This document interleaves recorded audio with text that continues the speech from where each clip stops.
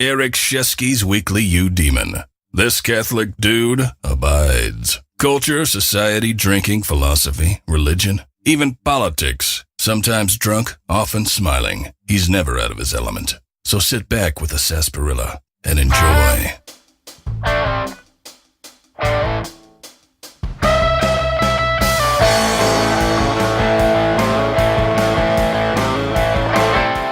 Hey, got a great show today. We're going to wrap up our discussion on Gnosticism. I'm going to summarize for you Deconstructionism, which, to be honest though, this is probably a theme that's going to keep on cropping up for the foreseeable future. I'm going to talk about one of my favorite essayists. I'm going to do a little autobiographical exploration about what I'm trying to do with the Weekly Demon. We have a great lightning segments that focuses on hip and the beatniks, and all sorts of other stuff I think you're going to enjoy. As always, thanks for listening.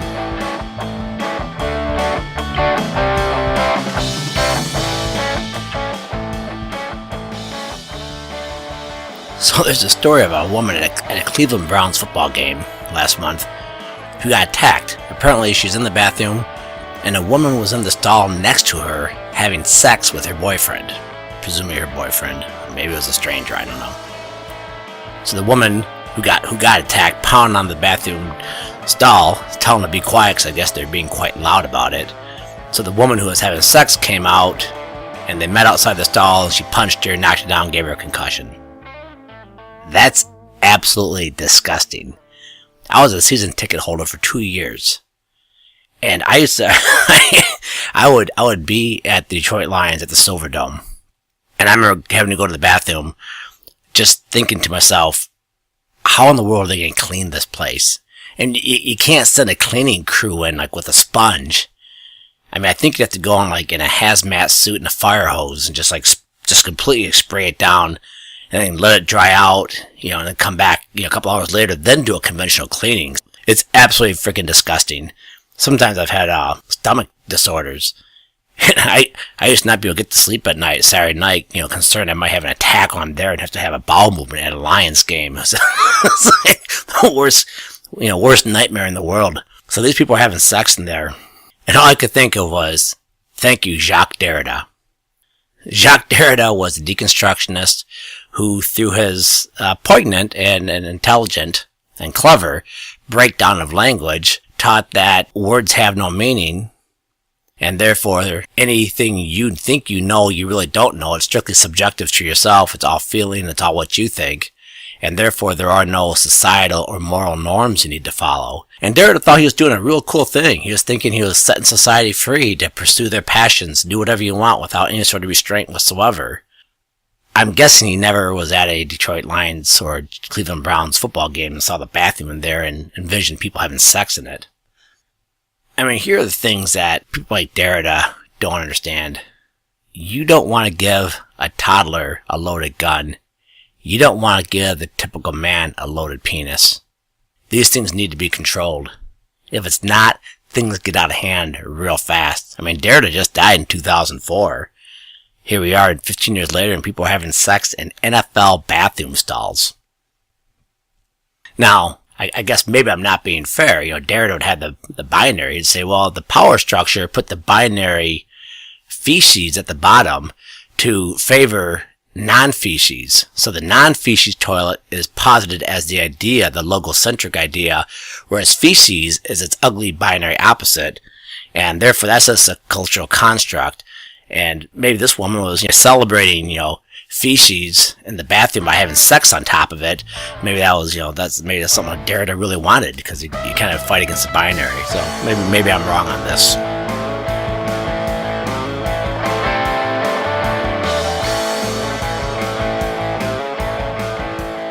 Alright, let's finish up this 5-part series on Gnosticism. We're going to talk about Marxism, communism, socialism, whatever you want to call it.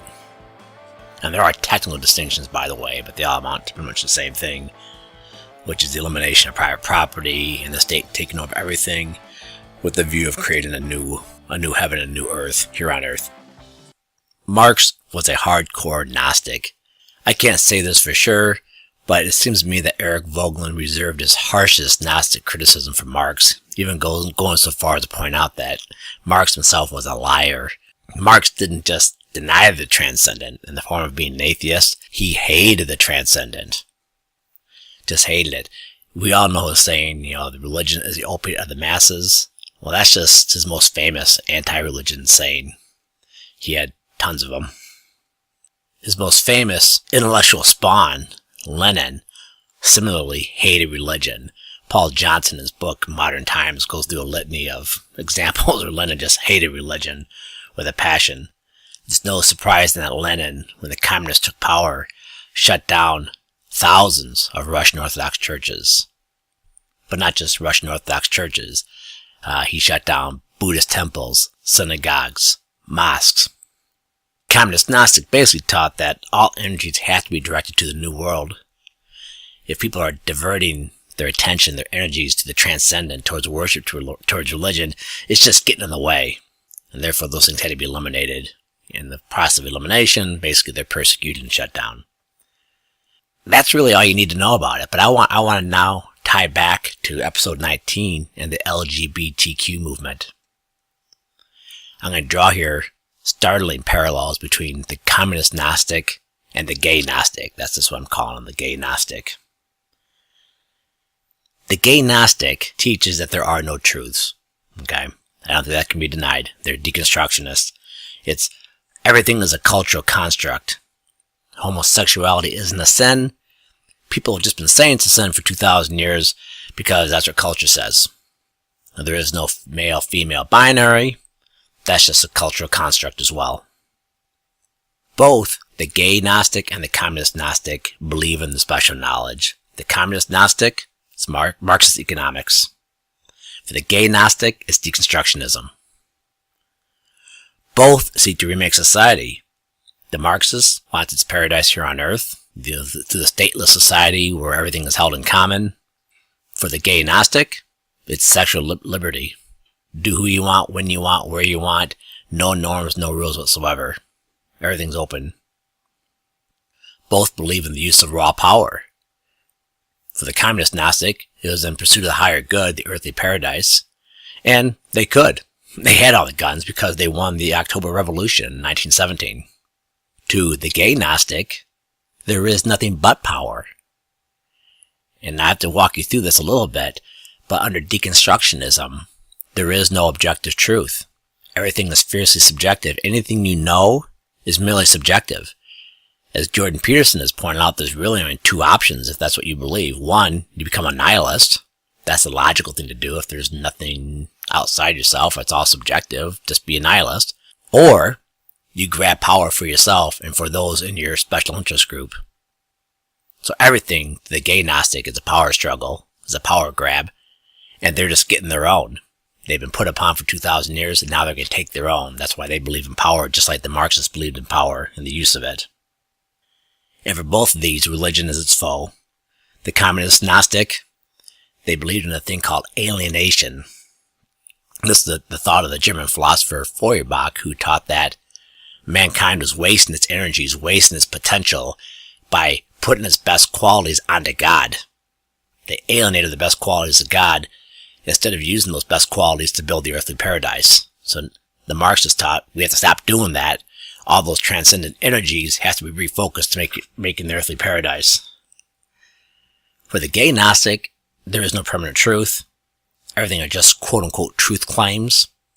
If you actually believe they're true, they're absurd. Religion obviously posits the idea of a God. And we know through philosophical truths that God is, one, transcendent, permanent, all-knowing, all-good, etc., etc. Once you have those type of premises, as St. Thomas lays out in Summa Theologica, once you have those premises, all sorts of consequences, logical consequences follow. The gay Gnostic wants to stomp that out. So what's the communist Gnostic do? Well, we know what they did. They shut the churches down at the point of a gun. The gay Gnostic? How are they shutting churches down? Well, they're not. Yet.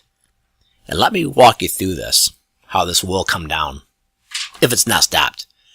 This is the free exercise of religion debate. You have to understand that. This is crucial. This is just like the Greek Orthodox trying to keep their churches open, against the communists. This is us trying to keep our churches open against the gay Gnostics. So here's how this could come down. You have a human rights commission like they have in Canada. They investigate a church who refuses to do gay weddings, or a pastor who keeps talking about the abomination of anal sex. Shocker, shocker. They find out that no, this church did it. They fine them $1,000. The church pays it. But then the church doesn't stop. So now they're a repeat offender. So it's $10,000. And they keep doing it. So it's $100,000. It's $500,000. Whatever it is. At some point, the church simply cannot pay the fines. Those fines then are domesticated or authenticated, whatever you want to call it, but taken to the local circuit court and put on the record. And they turn into a judgment. That judgment can then be turned into a judgment lien or a levy against the real estate. And the property can then be sold, forcibly taken away from the church, sold, and the proceeds used to pay the fine. The church is then sold off to a developer who turns it into a shopping mall, and the church is effectively shut down. This is chilling. It's absolutely chilling, and it's not far-fetched. It's not remotely far-fetched. If the free exercise of religion argument is lost. And the gay Gnostic, and you can read this in the New York Times, Washington Post, they're advocating for this right now. They're saying this religious beliefs against any sort of, these religious beliefs that condemn homosexuality are just archaic and they're out of touch. They don't understand the whole cultural construct and deconstructionist arguments for why, homosexuality is perfectly fine. They're just Neanderthalish, they're fascist, whatever it is. And so therefore we don't need to listen to them, and they're kind of in the way of the gay revolution. And they will shut them down. They will find them into oblivion, literally. The churches will no longer exist as physical structures. So, hate to freak everyone out, but the gay Gnostic and the communist Gnostic have a lot in common. And just like the communist Gnostic shut down the churches, the gay Gnostic will as well. If the freedom to exercise your religion and to hold your religious opinions is lost, that will be the result. It's not a coincidence. They're all Gnostic movements.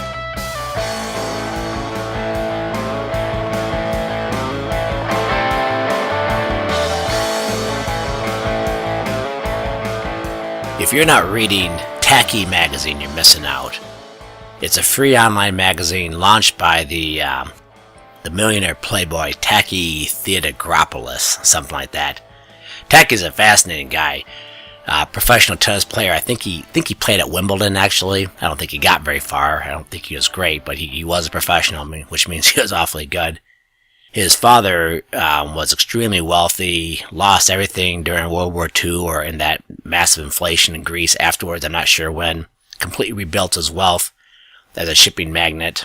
And Tacky was basically enabled just to live the life of a playboy, which he, reading an autobiography he wrote, he basically spent it on women and cocaine and playing tennis. Did some time in prison for cocaine possession in Britain.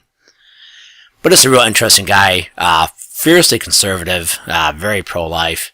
He loved gorgeous women, don't get me wrong, so he didn't have the traditional moral upbringing of a strict Greek Orthodox individual, but he is conservative and pro-life and mostly libertarian, but I've been reading him since the 1980s. He used to write a column for the American Spectator, and I just loved it because he talked about jet setting with these different people and, his unique vision of the world, and it's excellent stuff. But anyway, so now he's producing this magazine called Tacky, T-A-K-I, Tacky Online. Check it out. He has a stable of great writers.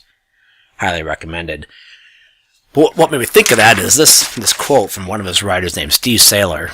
Saylor's great too. Well, they're all really good at Tacky, but here's what Steve Saylor said last week. Quote, merely listing the Democrats' constituent interest groups points out the main problem with their master plan. Their various fringes can't stand one another. So, I think we've all seen this, like at the Women's March. You have women wearing, the hijab, keeping their heads covered, and feminists celebrating Muslims. It's like, the Muslims oppress the hell out of you women. And you have homosexuals, celebrating Islam. It's like, you get stoned in the Muslim countries. And examples could go on and on. The different constituent groups hate each other. And what Steve Saylor is saying that's the Democratic Party's biggest problem. Well, I'm here to say it's not their problem. And I'm going to give you now my summary of deconstructionism from Jacques Derrida. I've pretty much done nothing for the past 2 or 3 months than read about Derrida, think about Derrida. You know, I talk about in that one podcast, introverts are often up in their head. I've often been up in my head, drunk, sober, and otherwise for the past 2 months, always thinking about Derrida and breaking down passages and trying to figure them out. And I have it. And I've verified it with an expert on it. He goes, yep. He goes, you got it dead right. So here is deconstructionism in a nutshell. It is the assertion that language, words, carry no inherent meaning. Therefore, meaning cannot be articulated to others. Therefore, all truth must be subjective, strictly what you define it to be for yourself. We all have quote-unquote truth claims. That's what the deconstructionists and postmodernists call it, quote, truth claims, unquote. But where do those truth claims come from? If they couldn't have come from others, articulating truth to you through words, but words can't carry any sort of meaning, they must have come from within, and therefore everything is fiercely subjective. That's deconstructionism. The upshot of that is that, as Jordan Peterson has pointed out, the deconstructionist who really buys into the system has 2 options. One, nihilism, just don't do anything, nothing, everything sucks. That'd be preferred option compared to what they do, which is they go out and grab power. Because to the deconstructionist, there is no truth. So any sort of cultural reality we have, that is strictly an assertion of power by the elites, by the man, by whomever it is holds the power. Everything we think is real, everything we think is normal, everything we think is moral, is strictly a cultural construct erected by the ruling class to keep their power. And so these special interest groups come back and say, well, we're going to go ahead and grab power for ourselves. That's why you have special interest group politics on the left. That's why you have Muslim women, blacks, homosexual blacks, black women. They all have these special interest politics because to deconstructionists, each one of these groups should just be out trying to grab power for themselves. That's all they believe in. They don't believe in any notions of fair play, being cool. Those are all just cultural constructs put up by the power group, the people who are in charge. And if you start honoring their ideas of normalcy and morality, you're playing in their hands. So you have to fight against it and grab power for yourself. And you start by ignoring the binaries they favor. And I've talked about binaries already, but it's crucial here because according to the deconstructionists, the power structure posits a good binary and then defines it by its ugly cousin: heterosexual, homosexual, male, female, colonialist, the colonized, Christian, Muslim, white, of color. All those people in the second half of each of those binaries, they're natural allies to the deconstructionists because they're on the disfavored binary side of the equation. So the Democratic Party is basically grabbing together all the disfavored binary groups and putting them together to attack the favored binary groups. And the favored binary groups are basically those people that they all hate. White, heterosexual males. So I definitely appreciate what Steve Saylor is saying, and I love to see those fringe groups like rip each other's throats out. I think that's really cool. Fun to watch. But I think they'll say we have a bigger fish to fry, and we want to go ahead and kill off the heterosexual white male now. And I guess we'll battle out between ourselves later. But right now, we have a natural enemy. That's you, because you're on the favored side of the binary. Everything's been in your favor, and therefore we have to kill you guys off ASAP. Hey, just a little tack on that last segment. I was kind of winging it there when I was talking about binaries, and I garbled up the terminology. Binary refers to 2 opposites: love, hate, male, female. It's a dichotomy. And so when I was talking about, the power structure, what they favor, that is the favored opposition in the binary. But binary always refers to 2 sides. And I'm not sure that was clear the way I was using the terminology in that last segment. Lightning segments here. Later on in the podcast, I'm going to talk about one of my favorite essayists, Joseph Epstein. The day after I did that segment, I was crawling under my bed looking for something, and I found a set of his essays. It's my favorite set, actually. It's called Familiar Territory, Observations on American Life. And so, it's been months since I read any Joseph Epstein essays, so I picked it up and just kind of read it at random. Right away, I ran across this great anecdote, and when you hear the segment about Epstein, you'll know why this is kind of funny that I found such a great anecdote when I opened up this page at random to page 59. Here's the passage. Max Beerbohm also said that the man who has not laughed much in life is a failure, and that he himself would rather be a man to whom laughter has often been granted, but who has died in a workhouse, than another who has never laughed but may be buried in Westminster Abbey.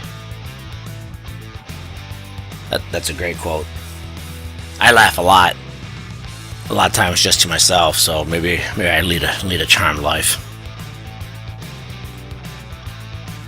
Did you hear about the American anarchist John Galton, who was murdered in Mexico last week? Yeah, they think it may have been a drug hit. His girlfriend and friend also got hit, but they not only lived to Facebook about it while it was happening. Here's a passage from the news story. Lily and Hinza both posted videos to Facebook immediately after the shooting. Lily screamed, "I really need help. Somebody please come." In his post, a bearded Hinza said in a blood-smattered t-shirt, "We were attacked. I've been shot 3 times. I'm not doing so good." That's unbelievable. I'd point the listener back to episode 18 in my introduction to Marcia McLuhan. Talk about media having a huge impact. To a man with a hammer, everything looks like a nail. To a man with a Facebook page, everything looks like a post. Alright, I'm going to throw out this off-the-wall book recommendation. It's called Hip the History. About 15 years ago, I came into a chunk of money, and to celebrate, I said, I'm going to go to Barnes & Noble and buy 2 or 3 books based strictly on the cover. No research, no acting on a recommendation, strictly judging by its cover. I bought Hip the History. I devoured it. It's an easy read, packed with all sorts of American cultural history. It also turned me on to the Velvet Underground, which is a pretty cool band to listen to. If you're thinking about getting it, you may also want to make it a companion book to Thaddeus Russell's Renegade History of the United States. Both these books, especially Russell's, is a book about how outgroups transformed American culture. We're talking slaves, gays, prostitutes. It's packed with forgotten, often intentionally forgotten history, like the fact that most blacks who had been slaves years later remember the institution with fondness. Talk about politically incorrect. Thaddeus Russell points out, yeah, most slaves today is better back then than it is now, 30 years after slavery ended. Another interesting fact that Thaddeus Russell explores is that Jews initially dominated the NBA. Regular readers of my blog know that I'm a big Jack Kerouac fan, and in general have a soft spot for the beatniks, despite their decadence. I'm going to do probably some podcast segments on that later. I did a Theology on Tap on the beatniks and their Buddhism, and it was well received. But here's a forgotten fact I learned from Hip the History. The beatniks were influenced by a guy named Jack Black. Obviously not the actor Jack Black. This Jack Black was a hobo who wrote a book called You Can't Win in 1926. It's an autobiography about riding trains and riding the submarines and the crime and time in prison it often entailed. He's a burglar and stuff like that, trying to stay alive. But anyway, that book inspired William Burroughs, and William Burroughs was the elder statesman of the beatniks. I almost downloaded that book, but not going to do it just yet. I'm too far behind my other reading. Here's another interesting nugget from Hip the History. It's also about the beatniks. The beatniks, by the way, are considered like the icon of hip. This is about Allen Ginsberg, who was talking about the only real experience he had. He said it came in 1948 while he was reading William Blake and masturbating in Spanish Harlem. Some of the Spanish chicks are pretty hot. But while he was doing that, I don't know, if he was reading with one hand or whatever. I guess William Blake must be pretty erotic. I thought he was a fairly religious writer. Anyway, while he was doing these things, he heard the voice of William Blake into the room and telling him, quote, cultivate the terror. Now, I don't know how Ginsberg knew what William Blake's voice sounded like since Blake died in 1827, but there you have it. And by the way, if you want to get into the beatniks, you just gotta read them. Just pick up On the Road and start reading them. You can read some biographies, those will work as well. Don't try to get into the beatniks watching the movies. I tried to watch Howl and On the Road, the movie versions, and they're just awful. And with On the Road, I think it came down to one thing. The beatnik experience was simply a bunch of young guys living recklessly and then being introspective about it and write it down on paper. So what is there really for the movie to do but capture them living recklessly, which is really just them getting drunk, doing drugs, acting like idiots. There simply isn't a whole lot to explore in the movie. I said I was stunned how bad it was, but again, in retrospect, I was like, it's probably not the producer's fault. There's just On the Road just is not going to make a very good movie, no matter who does it. In the segment coming up, you're going to hear me say that you can't learn knowledge. I trust you realize that's a nonsensical statement. What I was trying to convey is you can't fake knowledge. There is no technique to get knowledge or a method. You just either have it or you don't. And to get true knowledge, deep knowledge, it takes a lifetime of learning and lots of reading and study. If you want to read a really good essayist, without going back to Montaigne, but a contemporary modern essayist, check out Joseph Epstein. I have, I think, a half dozen of his books. He's just an amazing essayist. He taught literature at Northwestern University. He edited The American Scholar. I think I've read probably again 4 or 5 books of his essays. I've always found him just immensely enjoyable. So much so that I told myself I want to write like Joseph Epstein. I want to be an essayist like him. And so I sat down one afternoon and I pulled out an essay of his and I just started breaking it down. Just what makes it so good. And I started just making notes on every paragraph and trying to come up with a structure of what it is this guy does. And I got maybe a fourth of the way through it and I realized, well, one, he has a superb mastery of the English language just in general, including a wide vocabulary. And those things can be learned, but what he really did was he just peppers his essays with humor or facts, anecdotes. You come away from his essay, you're not sure what you're reading, what even the topic is, but he throws in all sorts of stuff, in the kitchen sink of just literary facts and anecdotes and stuff that are just a lot of fun. So you're having fun reading the essay, and then you're learning just a bunch of really interesting stuff, random as hell, but interesting. And so I realized, well, I can't really fake that. I could probably learn the essay style he follows, but you can't learn knowledge. You can't learn literary anecdotes. Although I tried to. There are books of literary anecdotes, so I went out and bought a handful of them, started going through them, and came up with some pretty good ones. But again, either you're learned or you're not. Joseph Epstein is learned. That's my introduction as to what I'm trying to do with the Weekly Demon. My son Alex suggested, why don't you just tell your listeners what it is exactly you're trying to accomplish with the Weekly Demon? What is your thought process? What is the goal? And the goal is, quite frankly, Samuel Johnson's saying. The great English writer Samuel Johnson, who said, "The only end of writing is to enable the reader better to enjoy life." As far as I'm concerned here, the only end of podcasting is to enable the listener to better enjoy life.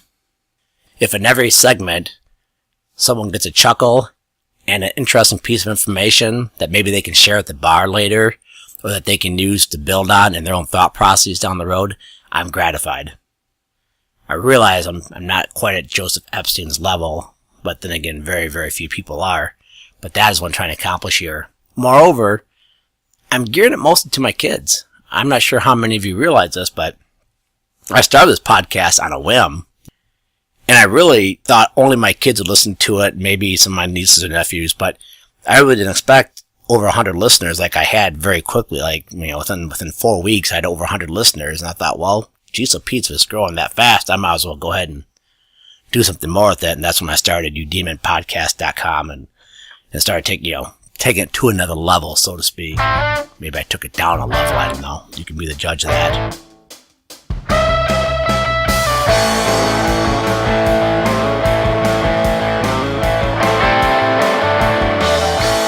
Alright, that's a wrap.